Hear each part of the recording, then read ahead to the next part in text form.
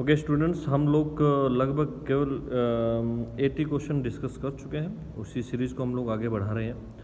जैसा कि मैंने आप लोगों को बताया कि हम जो क्वेश्चन कौन से ईयर में कौन सा क्वेश्चन रिपीट हो रहा है और बार बार वही क्वेश्चन जो आ रहे हैं, बट उन क्वेश्चनों का फॉर्म बदल के आ रहा है।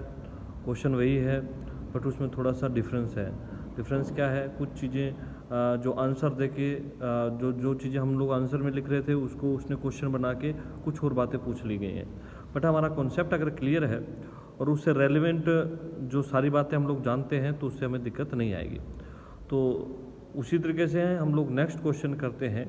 नेक्स्ट क्वेश्चन में देखते हैं कि okay, explain the triple fusion in angiosperm. शायद पिछले वीडियो में ये डिस्कस हो पाया या नहीं, बट एक्सप्लेन द, और ये लगभग 2013 के अंदर आया है। ट्रिपल फ्यूजन, ट्रिपल फ्यूजन कहाँ पर होता है हम जानते हैं कि ऑलरेडी ये देखो, ये हमारे पास डिप्लॉयड है ना। डिप्लॉयड, जो डिप्लॉयड बोले तो पोलर न्यूक्लियस जिसके पास ऑलरेडी 2 न्यूक्लियस है, और एक न्यूक्लियस जो है वो हमें मिल जाता है गैमेट से। तो डेफिनेटली इसके पास 3 न्यूक्लियस और तीनों के फ्यूजन से 3 न्यूक्लियस फ्यूज हो रहे हैं, इसलिए इसे बोलते हैं ट्रिपल फ्यूजन। नेक्स्ट है draw the label diagram male gametophyte in angiosperm, why it passes male gametes to fertilization of 1 ovule. Okay, जो हमने मेल गैमेटोफाइट का डायग्राम जिसके अंदर पोलन ट्यूब बनी हुई है, और अगर हम देखें तो इसके पास मेल गैमेटोफाइट के पास 2 मेल गैमेट होते हैं, ओके, जो कि जनरेटिव सेल है, डिवाइड होकर 2 मेल गैमेट बना देती है। तो ये पूछ रहा है क्वेश्चन में कि 2 मेल गैमेट की क्या जरूरत है। हम जानते हैं कि एम्ब्रियो सेक में जाने के बाद एक मेल गैमेट है वो एग के साथ फ्यूज होता है, दूसरा मेल गैमेट है वो पोलर न्यूक्लियाई के साथ फ्यूज होता है, क्योंकि प्लांट के अंदर एंडोस्पर्म डेवलपमेंट भी इंपॉर्टेंट हिस्सा है। इसके लिए जो ट्रिपल फ्यूजन है वो भी नेसेसरी है। तो 1 मेल गैमेट है वो एग के लिए कंज्यूम होगा और 1 मेल गैमेट है वो ट्रिपल फ्यूजन के लिए होगा। इसलिए जो है इसे हम कह सकते हैं कि दे रिक्वायर 2 मेल गैमेट। और आपको डायग्राम भी बनाना है मेल गैमेटोफाइट का। आगे है next, describe the process of syngamy and triple fusion in angiosperm. वो डबल फर्टिलाइजेशन को ही आप लोगों ने एक्सप्लेन करना है, ठीक है ना। ट्रिपल फ्यूजन डबल फर्टिलाइजेशन के अंदर दोनों कॉन्सेप्ट है। सिनगेमी अगर हम देखें तो जो एग है वो फ्यूज हो रहा है गैमेट्स के साथ, और दूसरा जो है पोलर न्यूक्लियाई है वो गैमेट के साथ फ्यूज हो रहा है। ये दोनों ही आप लोगों को एक्सप्लेन करना है। उसके बाद mention the reason of for difference in ploidy of zygote and primary endosperm nucleus in angiosperm. अब कह रहा है कि डिफरेंस क्या है। पहले तो अपन को ये पता होना चाहिए जाइगोट की प्लोइडी क्या है, और ट्रिप्लोइड जो हम लोग प्राइमरी एंडोस्पर्म न्यूक्लियस है जो कि एंडोस्पर्म बनाएगा उसमें और इसकी प्लोइडी में क्या डिफरेंस है। आपको बता दूं जाइगोट जो होता है वो डिप्लॉयड होता है, बट प्राइमरी जो एंडोस्पर्म सेल होती है वो ट्रिप्लॉयड होती है। अब ट्रिप्लॉयड होने का जो कारण है वो अगर हम लोग देखें that is triple fusion. Triple fusion के कारण वो है ट्रिप्लॉयड है, और इसने जो नॉर्मल तरीके से ये फ्यूज हुई है, तो दोनों की डिप्लॉयडी में डिफरेंस होगा क्योंकि ऑलरेडी वो पोलर न्यूक्लियाई था, 2 उसके पास न्यूक्लियस थे, एक न्यूक्लियस जो है गैमेट से आ गया, इसलिए वो ट्रिप्लॉयड हो गई और ये डिप्लॉयड हो गया, ठीक है। तो वो एंडोस्पर्म के फॉर्मेशन में भाग लेगा। फिर उसके बाद draw the square level diagram of fertilized embryo sac of angiosperm. देखिए आपको जो है ओव्यूल का डायग्राम बनाना है। उस ओव्यूल के डायग्राम के अंदर जो है आपको फर्टिलाइजेशन शो करना है। फर्टिलाइजेशन के बाद की स्थिति पूछ रहा है, तो उस एम्ब्रियो सैक में ना एंटीपोडल सेल होगी ना साइनर्जिड्स होगी, ओनली 2 ही सेल होंगी। एक तो ट्रिप्लॉयड होगी और जिसे हम प्राइमरी एंडोस्पर्म सेल बोलते हैं, और दूसरी जो है वो हमारे पास एक जाइगोट होगा, ठीक है। 2 ही सेल को आपने शो करना है। उसके बाद है नेक्स्ट क्वेश्चन है हमारे पास, banana fruit is said to be parthenocarpic, where the ट्रकी इज पार्थोजेनिक, व्हाई। देखिए पार्थेनोकार्पिक फ्रूट है, और फ्रूट के लिए ये only unfertilised egg directly convert into a fruit, okay, that is the parthenocarpy. और वो ऑर्गेनिज्म के लिए हम पार्थोजेनेसिस टर्म यूज़ करते हैं, जिसमें ऑर्गेनिज्म एम्ब्रियो में कन्वर्ट होता है, नॉट ए फ्रूट। तो ये फ्रूट में कन्वर्ट हो रहा है, इसलिए इसको पार्थेनोकार्पिक फ्रूट बोलेंगे, ओके। उसके बाद है हमारे पास next question, what is apomixis phenomena of useful for the farmer. Okay, apomixis, apo mean to say that mixing, मतलब मिक्सिंग, विदाउट मिक्सिंग अगर कोई ऑर्गेनिज्म बनता है तो उसे बोलते हैं एपोमिक्सिस। जैसे कि अगर हम लोगों ने देखा कि जो प्लांट है, सॉरी, सेक्सुअल रिप्रोडक्शन है, उसमें होता क्या है, सेक्सुअल रिप्रोडक्शन में फ्यूजन होता है मेल गैमिट और फीमेल गैमिट का, बट यहाँ पर किसी भी गैमिट का फ्यूजन नहीं होता है। मान लो एग सेल है, डायरेक्टली कन्वर्ट हो जाए एम्ब्रियो में, या न्यूक्लियस की जो सेल है डायरेक्टली कन्वर्ट हो जाए एम्ब्रियो में, या फिर कोई अदर सेल है जो एम्ब्रियो के अंदर डेवलप हो जाती है विदाउट फ्यूजन ऑफ गैमिट, तो उस कंडीशन को एपोमिक्सिस बोलते हैं, ओके। यहाँ से नेक्स्ट क्वेश्चन है हमारे, explain the different way of the apomictic seed and can be developed example. Okay, apomictic seed, अगर किसी तरीके से न्यूक्लियस की सेल से जो है एम्ब्रियो डेवलप किया जाए और सीड बना ली जाए तो वो एपोमिक्टिक सीड होंगे। जो डिप्लॉयड एग तैयार कर लिया जाए और वो एम्ब्रियो में कन्वर्ट हो जाए, वो डिप्लॉयड जो है, सॉरी, वो हमारे पास क्या होगा, एपोमिक्टिक सीड होगा।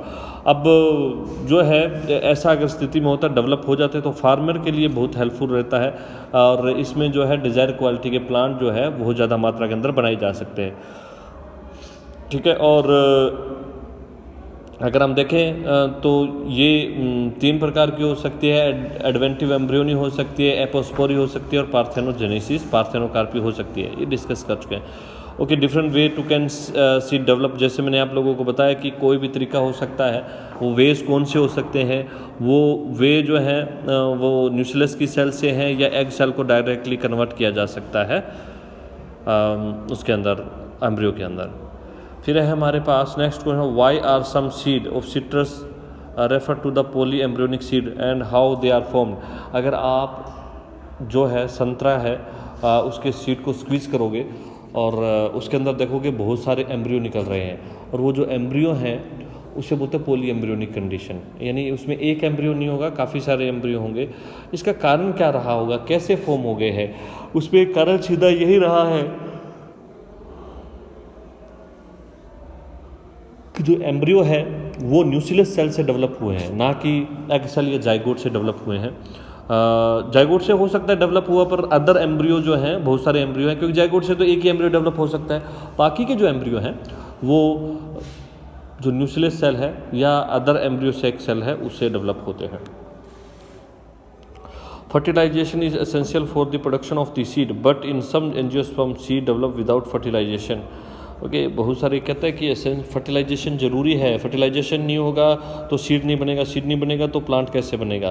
बट अगर किसी भी प्लांट के अंदर जो है विदाउट फर्टिलाइजेशन हो सकता है क्या, ठीक है ना। जैसे कि अगर आप देखते हैं पर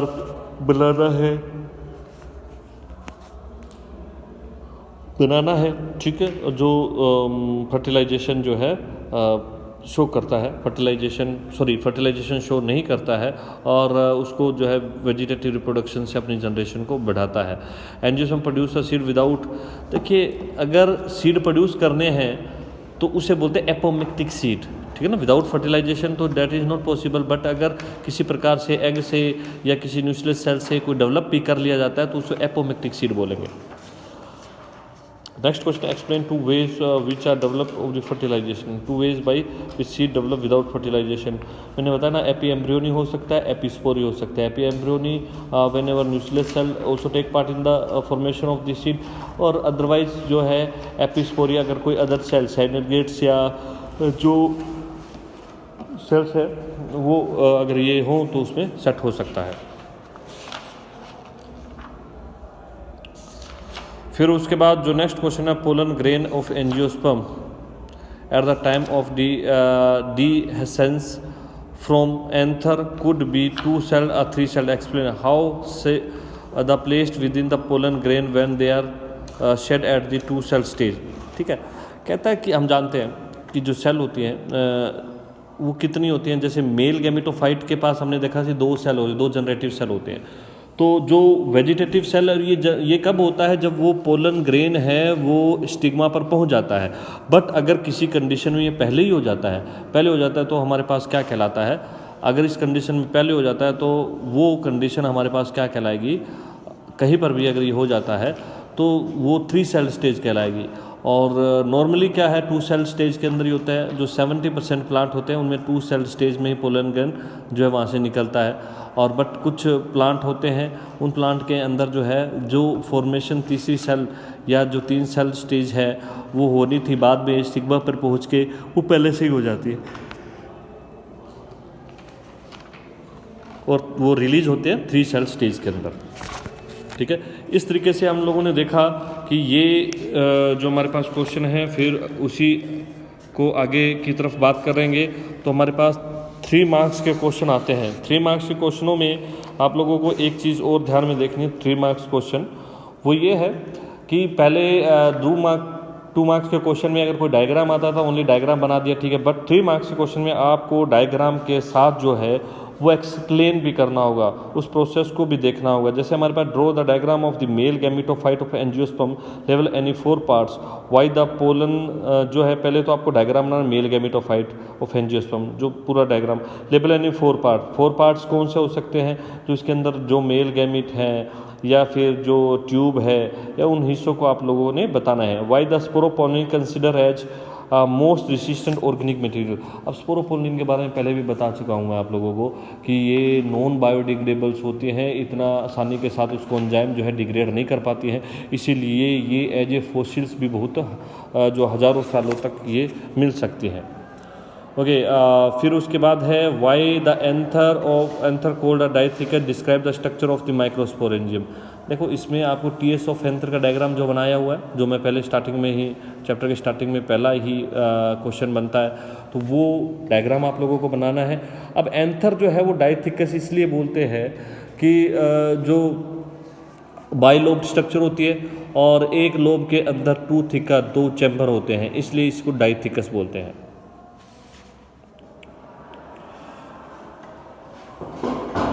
ओके, फिर उसके बाद है where the sporopollenin present in the plant side the significance. अरे यही स्पोरोपोलिन पे फिर एक क्वेश्चन है। इसमें हम देखो, आप देखोगे क्वेश्चन भी ज़्यादा दूर नहीं गया है, 2012 के अंदर फिर आया खड़ा है। तो आप देख रहे हो कि स्पोरोपोलिन, हम जानते हैं कि स्पोरोपोलिन जो है आउटर डिपोजिशन में होता है। स्पोरोपोलिन का काम जो है वो क्या काम करना है, इसको स्ट्रॉन्ग करना है, नॉन बायोडिग्रेड करना है, जिससे क्या है कि सिंपल इस पर किसी भी प्रकार का नुकसान न पहुंचा सके और कोई केमिकल इसको डिग्रेड न कर सके। ओके, फिर उसके बाद है how does cleistogamy ensure the autogamy. Cleistogamy जो इंश्योर द ऑटोगेमी, क्लेस्ट्रोगेमी में क्या होता है, the flower never open to ensure the self pollination, यानी फूल खिलेगा ही नहीं उससे पहले उसका पोलिनेशन हो जाएगा। तो उस कंडीशंस को हम क्या बोलते हैं, दैट इज द क्लेस्ट्रोगेमी। अब जब ये स्थिति रहेगी कि फूल खिलने यानी किसी बाहर से पोलन ग्रेन आने के चांस तो है ही नहीं, और अंदर जो पोलन ग्रेन है वो डेफिनेटली उसके टच में आएगा और पोलिनेशन होगा ही होगा, तो एंश्योरिटी हो जाती है कि पोलिनेशन होगा। ओके, फिर explain the step involve the artificial pollination of autogamous flower. Step of the artificial, अगर हम लोग अपने आप जो हो रहा है पोलिनेशन हो रहा है, उसमें अगर हम आर्टिफिशियली पोलिनेशन करवाना चाहे, ऑटोगेमस फ्लावर है और है, तो वो प्रोसेस कोई भी हो सकती है। जैसे हमने इमेस्कुलेशन और हाइब्रिडाइजेशन से भी तरीके से हमें भी आर्टिफिशियली जो है पोलिनेशन करवा सकते हैं। उसके बाद describe the development of endosperm after double fertilization and angiosperm. Why does endosperm develop the proceed that of zygote. कहता है कि एंडोस्पर्म की डेवलपमेंट जो होती है वो डबल फर्टिलाइजेशन में कब होती है, कैसे होती है, और ये जो है इससे पहले क्यों होती है। जाइगोट यानी पहले एंडोस्पर्म डेवलपमेंट हो जाएगा तो उसकी डेवलपमेंट ही आगे जाइगोट को आगे की वर्किंग के लिए जो है स्टिमुलेट करती है। सिंपल सा कॉन्सेप्ट है, जब तक एंडोस्पर्म नहीं बना होगा तो एम्ब्रियो फॉर्मेशन के कोई चांस ही नहीं है, और एम्ब्रियो फॉर्मेशन विदाउट उसके नहीं हो सकता है। इसलिए पहले क्या करना पड़ेगा, एंडोस्पर्म बनना ही जरूरी है, वो डेवलप होगा, फिर उसके बाद की नेक्स्ट प्रोसेस चल पाएगी। Okay, explain any 3 advantage of seed after angiosperms. ठीक है, 3 advantage the seed after angiosperm. Advantage की बात करें तो हम लोग सीड का एंजियोस्पर्म के लिए होना किस लिए बेनिफिशियल है? सीड जो है वो अंदर डेवलप होने वाले एम्ब्रियो को जो है प्रोटेक्शन देता है। दूसरा जो प्लांट है वो दूर दूर तक फैल सकता है, और दूर दूर तक फैल सकता है कहने का मतलब उनके डिस्पर्सल में भी काफ़ी हेल्पफुल। नहीं तो अगर प्लांट के सीड नहीं होंगे तो वो दूर तक यानी उसकी दूर तक फैलने की क्षमता भी कम हो जाएगी। और साथ में ये प्लांट को एक्सटिंक्शन से भी बचाते हैं ताकि उसकी स्पीसीज बनी रहे। नेक्स्ट क्वेश्चन है, non biology person quick shock to the know that the apple a false fruit and mango true fruit and banana. कह रहा है कि अभी इसमें क्या नॉन बायोलॉजी बायोलॉजी का क्या मतलब, बट क्या है कि आपको कंफ्यूज करने के लिए उसने अब पूछा क्या है, ट्रू फ्रूट और फॉल्स फ्रूट क्या होता है। ट्रू फ्रूट क्या होता है? ट्रू फ्रूट हम उसे बोलते हैं जो कि ओनली ओवरी से डेवलप होता है, उसे ट्रू फ्रूट बोलते हैं। But in the case of false fruit, when our other part of the flower like thalamus, like calyx, corolla, whatever also take part in the formation of fruit, then it called the false fruit। Okay, तो आप कह सकते हो कि जो Apple है उसका जो फॉर्मेशन है वो ट्रू फ्रूट में नहीं कंसिडर किया जाएगा। तो इस तरीके से अगर हम लोग बात कर रहे हैं कि जो अंदर का हिस्सा जो ईडेबल पार्ट होता है जो हम लोग एप्पल का खाते हैं वो थैलेमस से बना होता है, इसलिए वो फॉल्स फ्रूट कंसिडर होता है। जबकि मैंगो वगैरह या और है वो सारा का सारा ट्रू फ्रूट है, उसमें ओनली ओवरी टेक पार्ट करती है। Thank you.